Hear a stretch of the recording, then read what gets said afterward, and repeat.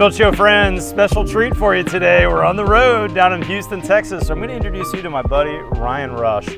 Ryan, I met actually through Instagram. He runs a fantastic feed called Brick House Design Build. And I've seen Ryan at your jobs over the years, mainly from your Instagram feed, some really good details, some really good building science details. You have really applied your knowledge of building science to your builds. So we're going to take a tour of one of Ryan's jobs. And this is actually a spec house, isn't it, Ryan? Yeah, it's a spec house. So we do all of the acquisitions of the lot. We do architecture, all the building science performance, and ultimately we sell it. So, I love it. I love it. Our goal is just to make a house that we would want to live in. And so that drives a lot of our decisions. That's fantastic. And I would tell you that, typically when you're building speculative houses, you may be more worried about what the finished look is. You're less worried about what's behind the walls as a builder. But what I like about you, Ryan, is what I can tell from your Instagram feed, you really care about the details and what you can't see later. And I think that might be a bit of a unique quality for you. So we're gonna see some good details. Today's Build Show, all about brick house design build. Let's get going.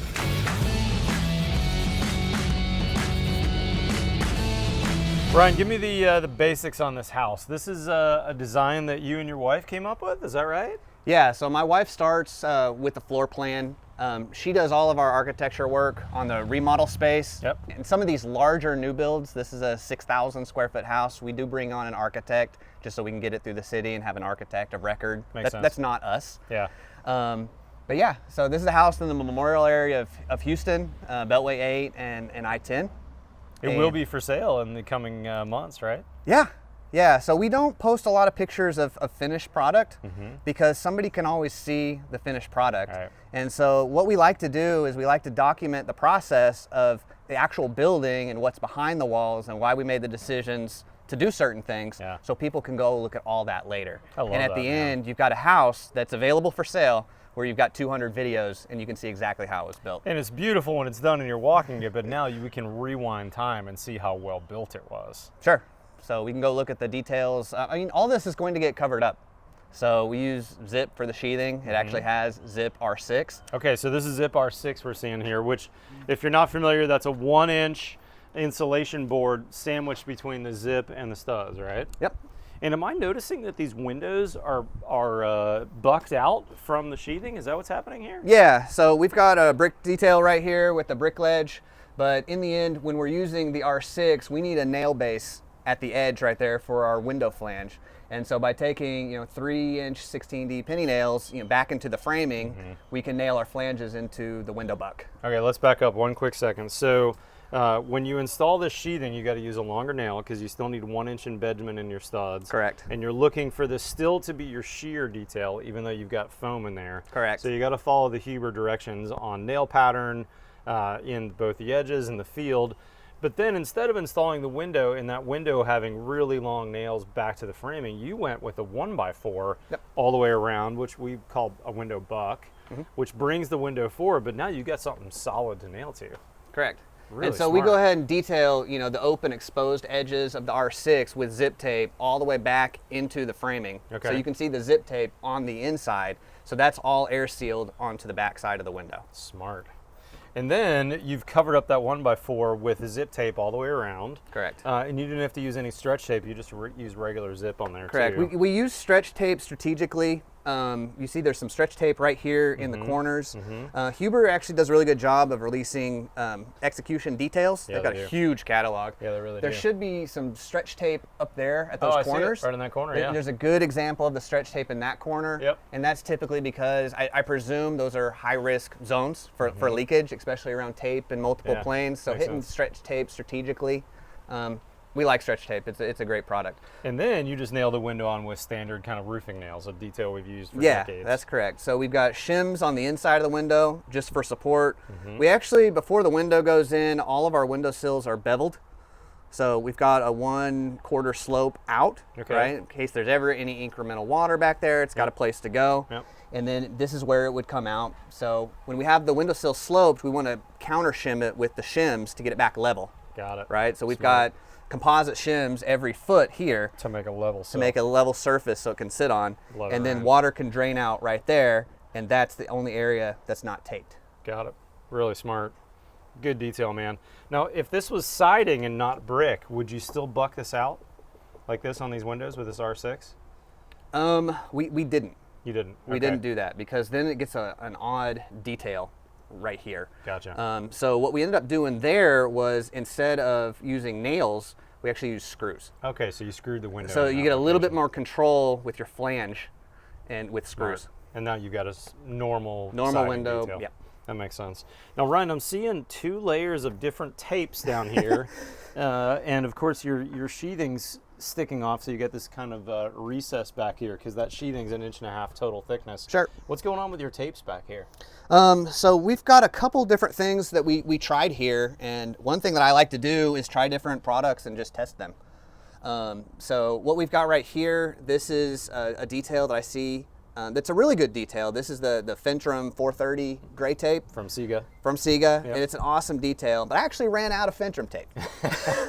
So the areas that are finished in the back, siding, those all have Fentrum tape details, but we wanted to blower door test this before we put sheetrock and insulation in, and we had some pretty large leak zones, like right here, and I think right here. Is there a plumbing penetration there maybe or something, like a downpipe? Yep. Yeah. And so, it knocked away a little bit of the brick ledge right here. That's why you see there's a double layer of tape right there. Gotcha. And this is a fantastic product. It works really, really well. This is another tape that I've started to use. This is 3M's all-weather flashing tape, 8067. I'm still testing this. This works really, really well with OSB panels. It works really well for an air seal inside of the windows. Really? Okay. I'm still out on testing it for the concrete. It's a stretchy tape, and so the areas where it's not stretched, it's performed really, really well. And it doesn't appear to be an asphalt-based tape. I don't see No, any kind of dark. it's heavy acrylic. So there's more acrylic on this tape than any other tape I've ever seen. Really? So a real thick acrylic adhesive on there, which means it's probably going to stick pretty well. It will pull off the fibers of OSB. Wow. I mean, that's what zip system sheathing tape is too. It's an acrylic adhesive that sticks really well. So that's interesting. It's a similar feeling. Yeah, adhesive. and it kind of feels like zip stretch tape. Yeah. It's just in a 2-inch version. And so we tested this with the blower door, even though I probably like Fentrum a little bit better, and we'll probably go back with Fentrum, and of course we need to detail this. Yep. But whenever we did the blower door and we looked at this leak zone is really, really important because this is where all your high pressure is for infiltration at the house. Pressure plane, exfiltration up at the top. So, and this is also where your bugs come from. Yeah, for so sure. we do want to detail this. And when we did the blower door test, we were not getting any leaks. That's awesome. So it worked for the intended purpose. Way to go, Ryan.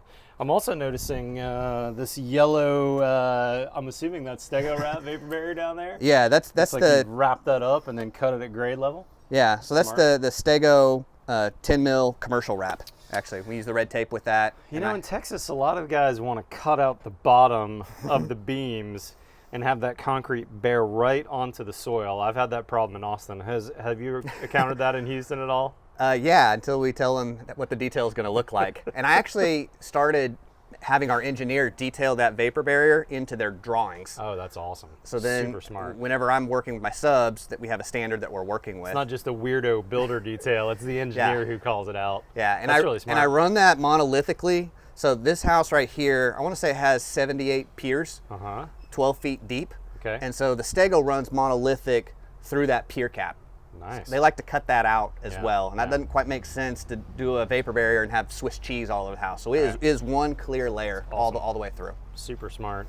And then at grade, cut it and you're done. And now 98% of that soil moisture is not going to get into your concrete and it's going to stay dry. Yeah, usually the issues that we see right here are from sprinklers. Yeah. And so a sprinkler, this is a flower bed, so sprinkler malfunctions.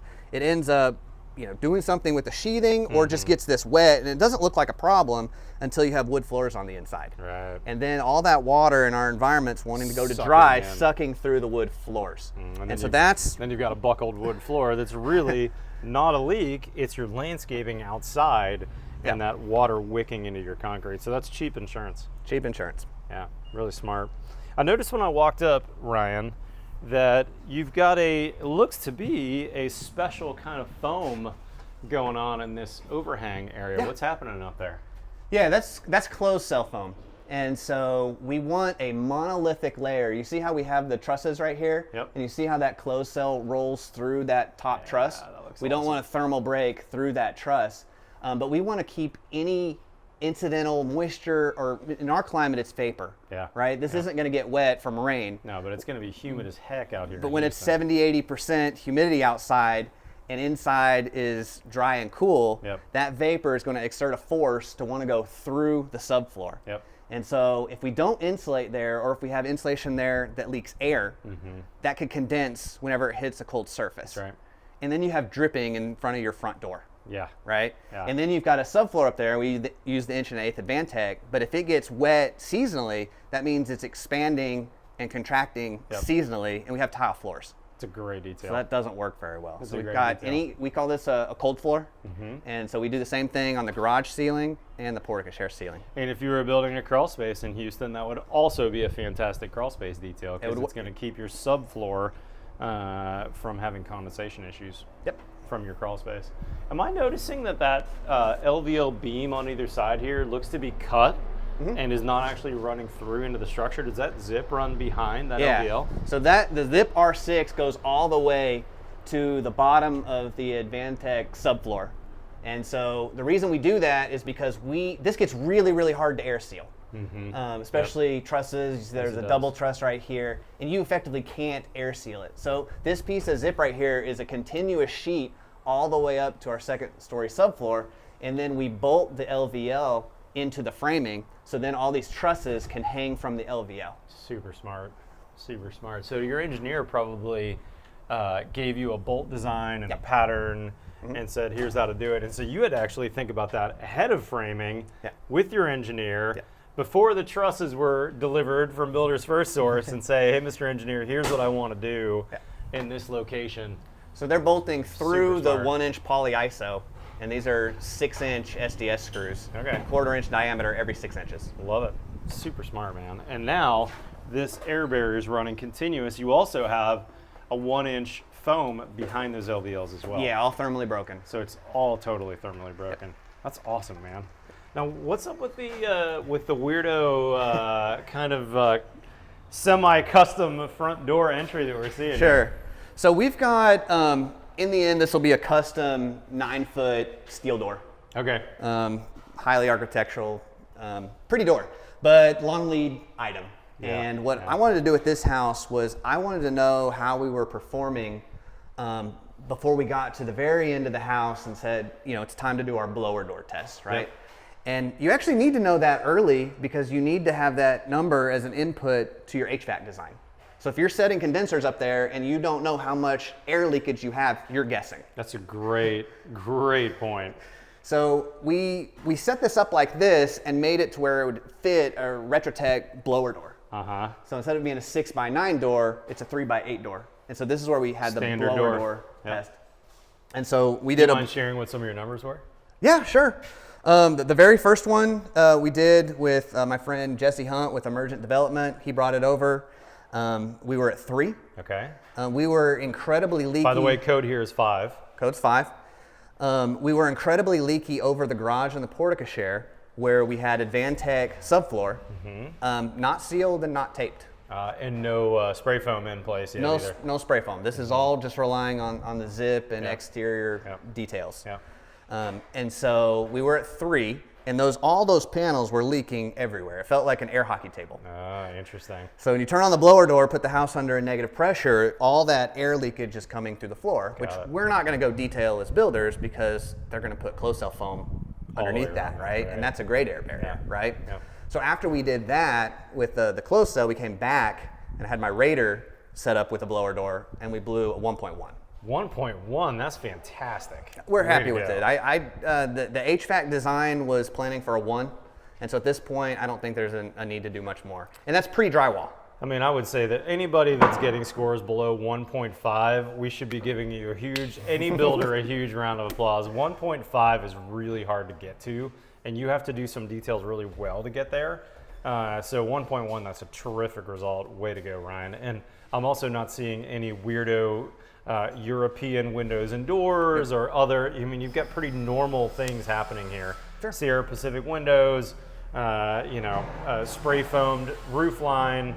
So you didn't do anything crazy here to get to that score. That's impressive. just careful detailing. Yeah. And just planning. Yeah. Speaking of detailing, come in here, guys. Ryan, you mentioned earlier that you started using this 3M tape on the inside as well. This is a detail you don't see in a lot of American homes. Pretty common to see in Europe with some European style tapes. Talk to me about this. So the standard detail right here is to take your $6 can foam and just hit it real quick in about 4 seconds. Yep. And then they leave and it passes inspection. Yeah. And then you've got the trim guys that come in and they remove all of it. All of it's gone. Yep. And so this detail is really important, that this is a real firm air seal and it doesn't go away after we install trim. And so when we have the air barrier right here, what that allows is it eliminates any sort of pressure that's inside of the cavity, so water just falls and just drains down and out. I don't want a driving force. Yeah. And so if we can have a really good air seal here, we won't have a driving force for water, right? So that's why the foam doesn't work, because even if you do foam perfectly, you're still going to leak through foam. Oh yeah, for sure. Foam's done. Yep. Some people caulk this detail, which we did right here.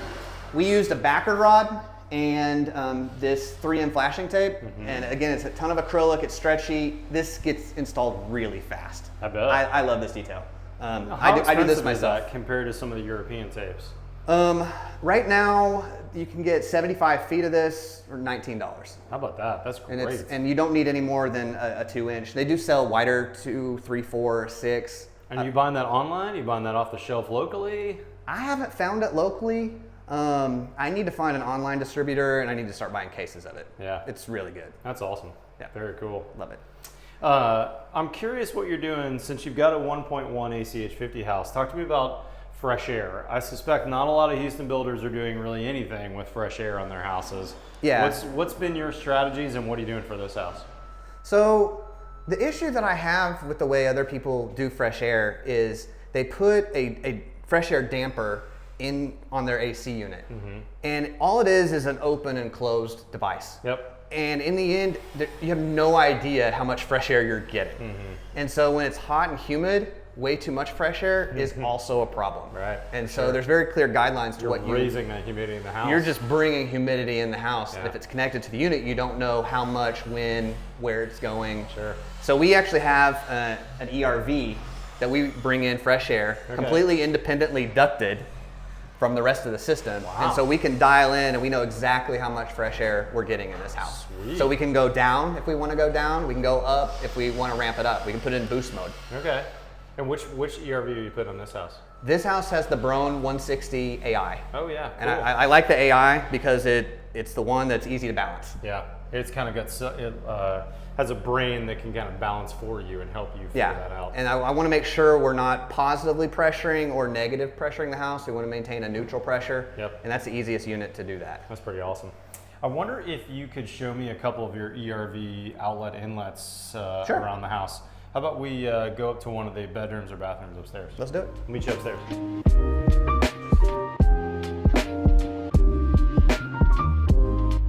Okay, so we're in, it looks like an auxiliary bedroom, and this is a full bath off there. And I'm noticing right away that it looks like you've got an ERV exhaust here, and maybe a second ERV exhaust there. What am I looking at, Ryan? Yeah, so this is actually the supply for this unit, for the bathroom, and that's the exhaust. So this is actually air conditioning right here. This is air conditioning right here, right? Cool. And on a little 4-inch bucket. On a little 4-inch. That's neat. And so I found that when you use the 4x8s, like especially in closets, you have difficulty controlling the CFMs. And so these, with the Fantech units, I can dial in the supply. That's what this is, a Fantech? That's a Fantech unit. It's the MGS4, and that's the MGE4. Is that what these boxes are right here? Yeah. Okay, cool. I haven't seen this before. So MGE4, so MG's E for exhaust, I'm assuming. Yeah. And it's a 4-inch. And this is the exhaust. Yep. And that must be the supply side, is that right? That's the supply side. And you notice how we use round can lights, so just having the round just looks good. That's pretty cool. And you can dial in the airflow by adjusting this right here. That's awesome. So as that unscrews, you're getting more airflow through. Yep. And on a high performance house like this, I suspect there's not a lot of CFM needed in a bathroom or closet. So getting, 10, 12 CFM, no big deal out of a little 4-inch guy like this. Correct. And there's a lot of interior spaces where, the load is not very high. And so last thing we want is for a bathroom or a toilet room to be cold. Right. Just because they put the smallest 4-inch that they could get in there. But this allows us to damp it down. And we're going to put flow hoods up here so we know exactly what's coming in here, exactly what's coming out. Super smart. And so this is the exhaust. And so we've done it like this because the room has load just from heat gain, but we need to consistently exhaust around high humidity areas. And so this is tied in with the ERV. It comes through all the bathrooms. And so that's where we're generating smells, where we're generating exhaust, and we put it right over the tub shower. So it's always that's the highest exhaust location. Strategically, right here is a toilet. It also works very well. Yeah, really smart. For the toilet. And it's always running, but is there a boost mode option as well in that Brone that you've got? Yeah, so code says if you're running continuous exhaust, through that Brone ERV, we need to be at 20 CFM. Okay. Right? If you have a typical bath fan, it's 50, right? But this is going to be running all the time. And so the benefit of this is if somebody forgets to turn on the fan, which you might recognize with kids, I've found that showers, in my house. They don't use them at all. Ever. So this at least gives you something all the time. Super smart. 20 CFM all the time going out.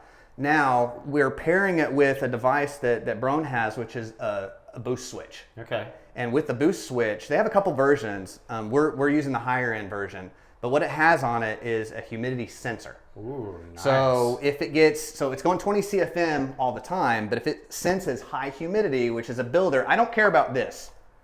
This doesn't cause problems with the house. Smells are not a This big deal. does. Yeah, that's right. So then if it senses the spike, it'll turn it into boost mode, and then that'll run the ERV at max capacity. Yeah, I like that. So we're using the 160 AI, and then these are 20 CFM. I think we have 4 or 5 of these. So we're standard 80, 100 CFM, and we can boost up to 160 if we need to. That's fantastic. I love it, Ryan. And I'm suspecting that in other low load areas, not the exhaust, but that supply, is this what you mentioned you use this in closets as well? Yeah, so I use this for all 4s and all 5s. And the reason is because it's really low load. And so it's hard to manage airflow through a duct system. So like if you come into this area, this is just a closet. And the load here is, again, really low. So it's probably 13, 18 CFM. Yep. And we've got the same system, and it's aligned with the light. They're both circles. When you buy these, it comes with the rough-in housing and the grill, all in one box. That's awesome. And so it's just really convenient. And do you have any idea what the Manual J load calc on this house was? You told me it's a 6,000 square foot house. It's pretty big, right? So I'm suspecting you need 10 tons or 12 tons for a house like this. So 6,000 square foot house, we've got 2 3-ton heat pumps. Man, that's so awesome. So we're going 1,000 square feet per ton. That's a really good metric, y'all. 1,000 square feet a ton. In the old days when I moved to Texas in 2005, the rule of thumb for contractors for new construction was 400 square feet to the ton. Is, no Manual J, just, it'd probably work fine at 400 square feet a ton. You're 2.5 times more efficient on that. And it's been designed by an engineer too, so that those aren't loads that are just pulled out of the air. Ryan actually did a blower door during construction to verify that the Manual J assumption of 1 ACH 50 was correct, and he was within 10% of that number. That's fantastic. Most of the time we take a swag at the number, and then we never check to see if the swag even works. And then most houses get way too big of an air conditioner, which means that in a humid climate like Houston or maybe in Austin, ACs run way too little, and if an air conditioner doesn't run for at least 15 minutes, it doesn't do any dehumidifying. And that's why you get these cold, clammy houses in Texas. When I met my wife in the 90s, we weren't even living in Texas, we were in the Northeast. She would take a sweater everywhere she went in the summertime, because in Texas, you're used to super cold spaces to try and get some dehumidification. Your house is not gonna have that problem. Your AC is gonna run a lot, which is a good thing. Yeah. You're heating and cooling the house with a 4-cylinder engine that's correct sized, that's gonna run a lot, and that's gonna pull that humidity out. And we have a unique climate here in climate zone 2A, hot, humid. Yeah, you do. Today's a good example of it. Yeah. To where in every house in Houston, the AC is not on, but it's 75% 95% humidity outside. It's really high out there right now. So even if we design our system correctly, Yep. it's still not going to work in certain times of the year, being the shoulder seasons, Yep. so April and October. So we've got 2 dehumidifiers in this house as well. That's one, awesome. one on each floor. And I use the April Air E100s. Okay, there you go. And just to check it, our humidity right now is 58% humidity, and it's midday. I bet it was more like 80% humidity this morning. It was, yeah. So 85 degrees and 60% humidity is uncomfortable. That's really smart, dude. I'll tell you what, Ryan, let's go to the back of the house. I think there's a couple things there we want to mention. We'll see you back there. Ryan, I noticed you got a fireplace before we go outside. Yeah. Tight house, 1 AC is 50. That's gonna have a hard time drawing. Are you doing makeup air for this fireplace? No, not at all. No makeup air, really? What we found out in high performance houses these are huge leak zones. Yes, they are. The damper never closes all the time. You've got stack effect that's just sucking up air all the time. Yep. So this fireplace is completely fake. There's no flue in here. No flue. Are you putting an electric box in, or what are you doing? No, we don't like the way electric boxes look like. So it'll all just be tiled down. It'll be granite on the floor, flush with the wood, looking perfect for Santa Claus and guests. But performance-wise, fireplaces are big problems. I love it. We do have a real fireplace outside, which I think you have at your house. Yep. So that's the real fireplace. In Houston, we don't need a fireplace. These are problems. So we want it to look good. We want it to look traditional. We don't want to have no fireplace, right? There's Santa Claus. So yeah, we do have it set up in case somebody wants to retrofit it They later. could put some candles in there they could light every once in a while. But that's it. Oh, Ryan, way to go, dude. I like that detail. That's excellent. Oh, yeah, Ryan.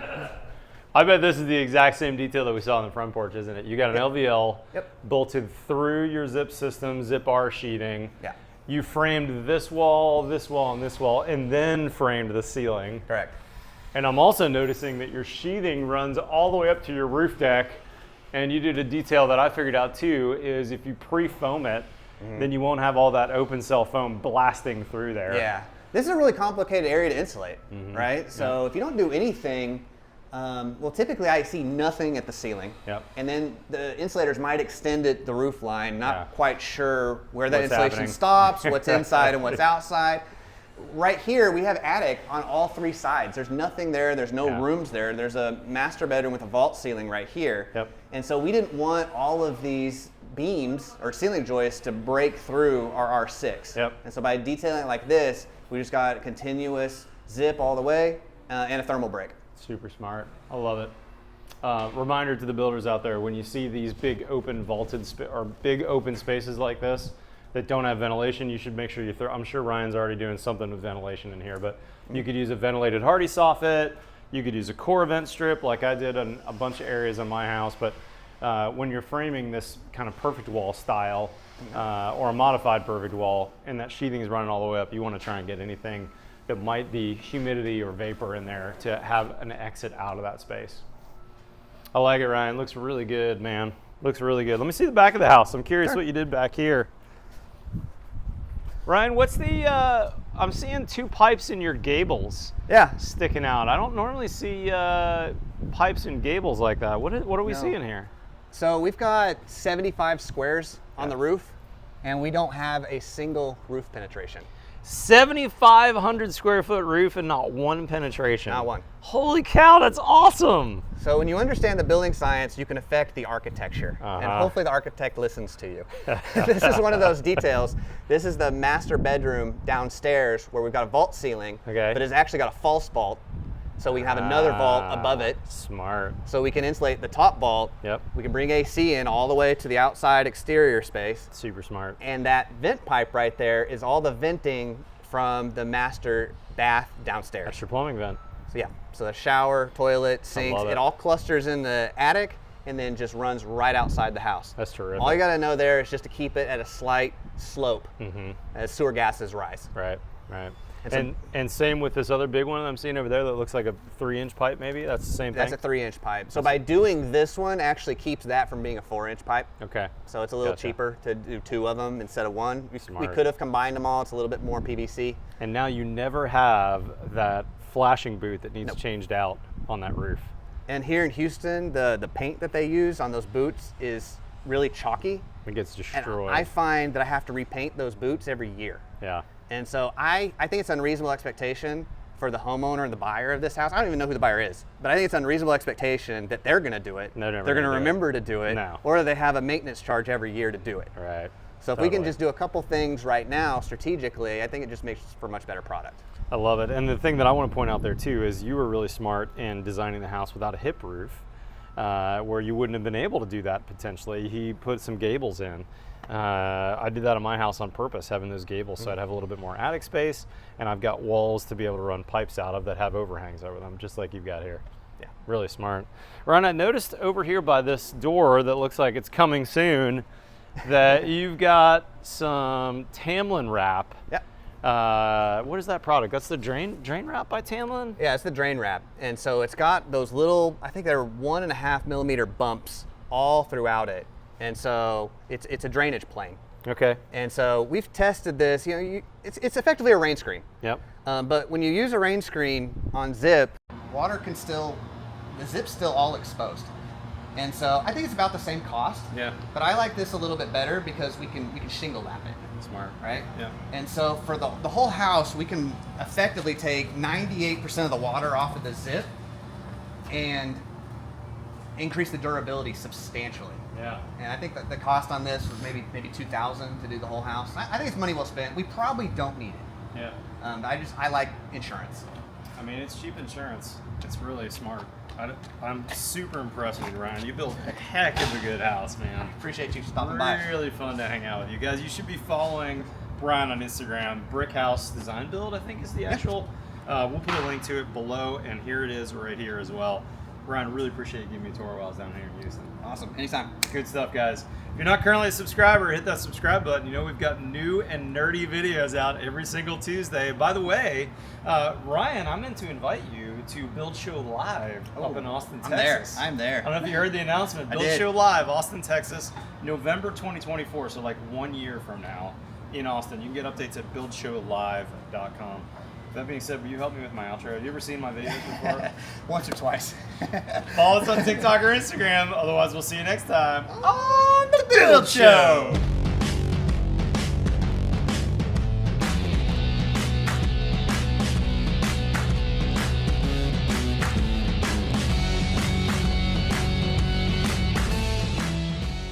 We stopped at Ryan's office, and he had his Brown ERV here. Ryan, will you give me a quick tour?